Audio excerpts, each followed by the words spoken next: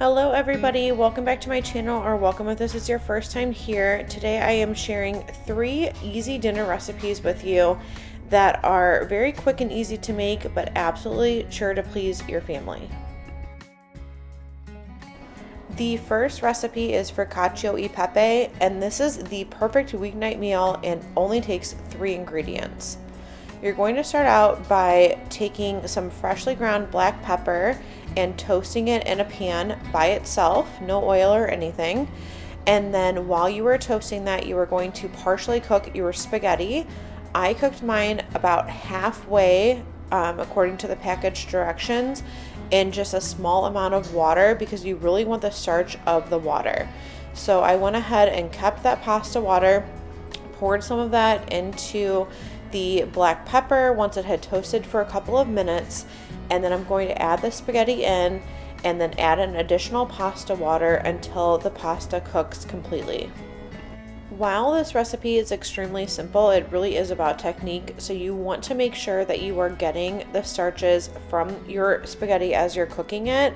So adding a little bit of pasta water at a time and letting it cook down is what you want to do in order to form the sauce at the end. When I'm cooking a dish like this that uses such few ingredients, I definitely try to get the best quality that I can. So I did use a box spaghetti noodle, and then I just had some ground black pepper that I freshly ground in my pepper grater. But when it comes to the cheese, it calls for Pecorino Romano, which I could not find in my grocery store, but I did find Romano cheese that I did freshly grate. And so I'm going to here combine that in a bowl with a little bit of that pasta water just to start melting it down. And all the recipes that I saw said to make sure that you can grate it as fine as possible.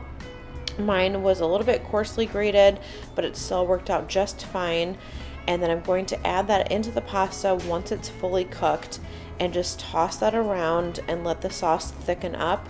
And you would be shocked at how creamy of a sauce you can get with just using cheese and pasta water.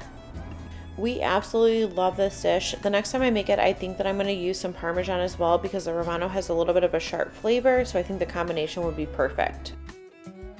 The second dish that I'm sharing today is this one pan sun-dried tomato and Boursin cheese orzo, and oh my goodness, this was out of this world.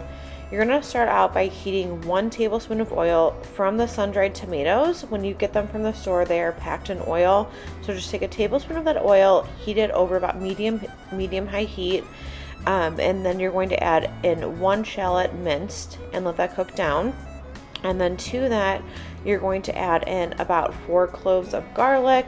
Again, I always say measure with your heart here. When it comes to garlic, there's never too much.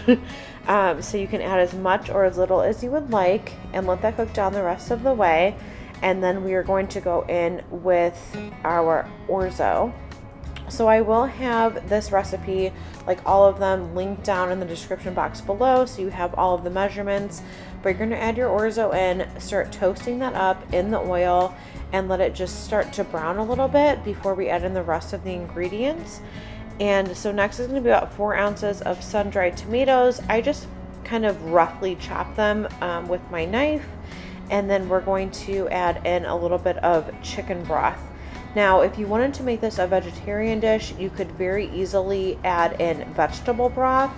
And I almost forgot here, I added in some red pepper flake according to the recipe. If you don't like spice, you can leave it out. I'm not a huge fan of spice, so I just added a little bit in.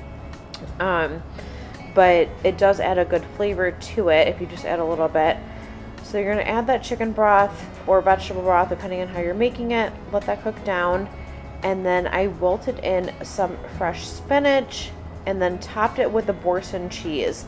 And this adds such a good creamy element and then also more flavor because it's the garlic and herb Boursin cheese.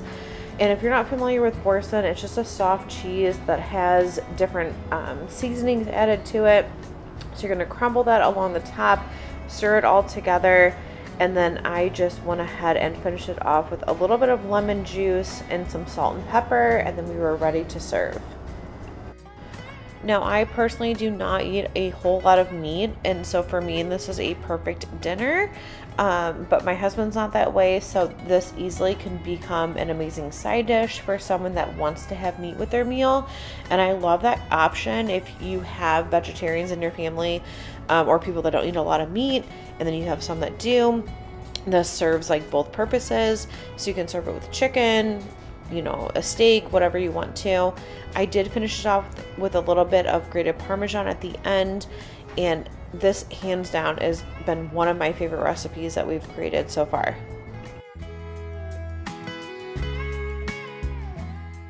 So the last recipe in this video is going to be for sheet pan cashew chicken, and this is another recipe that I'm sharing in kind of a little bit of a series that I'm doing of testing out my favorite YouTubers' favorite meals.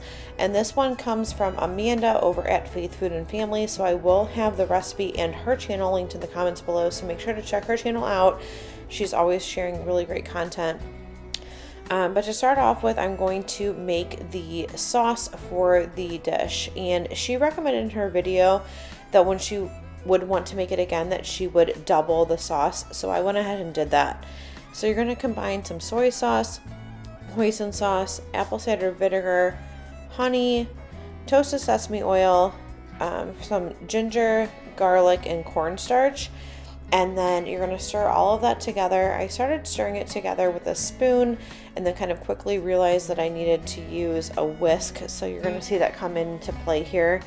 And then I'm going to then add in some water just to thin the sauce out. Now this is going to be cooked on the stove just for a couple of minutes until it thickens up.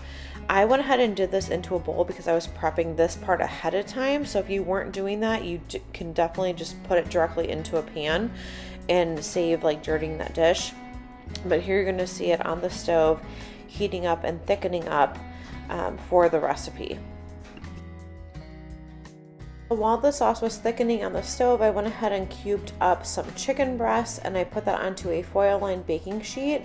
And then I went ahead and seasoned it with some salt and pepper. And then we're going to add some of that sauce once it has thickened on the stove.